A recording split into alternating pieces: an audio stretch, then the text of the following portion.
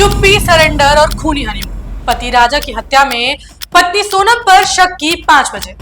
पहली वजह, राजा कहाँ है, परिवार को कोई जानकारी नहीं। दूसरी वजह, राजा की जान चली गई, सोनम पूरी तरह से सुरक्षित रही। तीसरी वजह, मेघालय से संदिग्ध तरीकों से उत्तर प्रदेश वो कैसे पहुंची। चौथी वजह, राजा के बारे में मेघालय में भी किसी को कुछ नहीं कहा। पांचवी वजह, परिवार, पुलिस और मीडिया सब बोलते रहे लेकिन सोनम चुप रही। जी हाँ, मेघालय में हनीमून के दौरान इंदौर निवासी राजा रघुवंशी की रहस्यमयी मौत के मामले में सोमवार को एक चौंकाने वाला मोड़ आया, जब पुलिस ने कथित तौर पर किराए के हत्यारों द्वारा राजा की हत्या की साजिश रचने के आरोप में उसकी पत्नी सोनम को उत्तर प्रदेश के गाजीपुर से गिरफ्तार कर लिया। मेघालय पुलिस ने सोमवार को बताया कि सोनम रघुवंशी ने दबाव में आकर आत्मसमर्पण किया। उसके 3 अन्य साथियों को भी गिरफ्तार कर लिया गया है, जबकि एक अभी फरार है। पुलिस अब सोनम को ही राजा रघुवंशी की हत्या के मामले में मुख्य आरोपी मान रही है। पुलिस का दावा है कि उसने ही अपने पति की हत्या के लिए सुपारी दी थी। सवाल है कि गिरफ्तारी से पहले और गिरफ्तारी के बाद घूम फिर कर शक की सुई सोनम की ओर क्यों हुई? इसका जवाब शायद इन 5 बातों में छुपा है।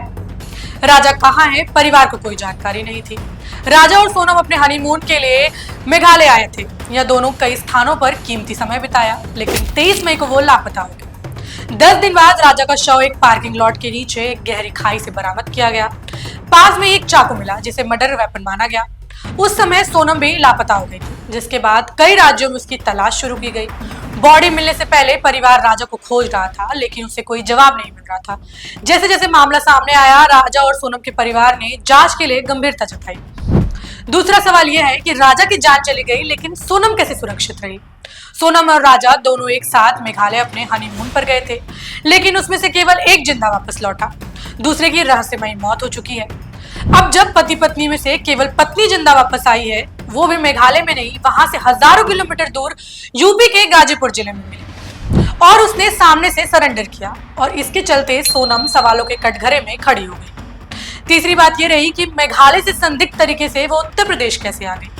सोनम पर सबसे बड़ा सवाल यह भी उठ रहा है कि मेघालय से यूपी कैसे आ गई। अगर मेघालय में कोई अनहोनी हुई तो क्या सिर्फ पति के साथ हुई, पत्नी के साथ नहीं? जब सोनम का घर और ससुराल दोनों एमपी में है, तो वह पति के मौत के बाद यूपी के गाजीपुर में कैसे मौजूद थी? सोनम रघुवंशी ने गाजीपुर जिले के नंदगंज पुलिस स्टेशन में स्वेच्छा से आत्मसमर्पण दिया, और खबर लिखे जाने तक वह उत्तर प्रदेश पुलिस की सुरक्षा हिरासत में है। अपने औपचारिक बयान के लिए आवश्यक कानूनी प्रोटोकॉल का पालन किया जा रहा है। चौथी बात यह है कि राजा के बारे में मेघालय में भी किसी से उसने कुछ नहीं कहा। पूरे हत्याकांड में ग्राउंड जीरो मेघालय ही है, और वहीं पे मर्डर मिस्ट्री छुपी हुई। खास बात है कि अगर राजा और सोनम के साथ वहां कोई अनहोनी हुई थी, तो सोनम मौके से फरार कैसे हो गई, और मौके पर मेघालय पुलिस को क्यों नहीं मिली? किसी अन्य अधिकारी या किसी आम जनमानस से अपनी बात क्यों नहीं कही? मेघालय पुलिस सोनम को जब यूपी से पकड़कर वापस मेघालय ले जाएगी, और वहीं से आगे की कार्रवाई की जाएगी और उससे पूछताछ की जाएगी। मेघालय के पुलिस महानिरीक्षक डॉल्टन पी मार्क ने न्यूज एजेंसी INS को फोन पर बताया, सोनम ने कल रात दबाव में आकर आत्मसमर्पण कर दिया, जिससे मामले में कुल 4 गिरफ्तारी हो गई है। एक आरोपी अभी भी फरार है। सोनम को अदालती कार्रवाई के लिए वापस मेघालय लाया जाएगा। पांचवी बात यह है कि परिवार, पुलिस और मीडिया सब बोल रहे थे, लेकिन सोनम चुप है। जो सबसे ज्यादा बात सबको खटक रही है वो है कि सोनम की चुप्पी। लगभग 10 दिन से लगातार हर मीडिया चैनल पर यह खबर जोर शोर से चलाई जा रही थी, लेकिन सोनम चुप रही। परिवार के लोग मीडिया में आकर अपनी चिंता जाहिर कर रहे थे, लेकिन सोनम चुप रही। MP से मेघालय तक सरकार परेशान थी, लेकिन वह चुप रही। ऐसे में अब सरेंडर के बाद सोनम ही सबसे बड़ी आरोपी बनकर सामने आई है। हालांकि याद रहे कि सोनम में भी केवल एक आरोपी है। विस्तृत पुलिस जांच और अदालती कार्रवाई के बाद ही अंतिम फैसला होगा।